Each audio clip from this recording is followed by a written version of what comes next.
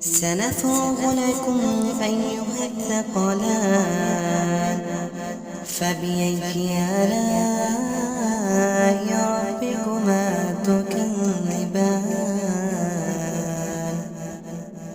يا معشر الجن والإنس إن استطعتم أن تنفذوا من أقطار السماوات والأرض فانفذوا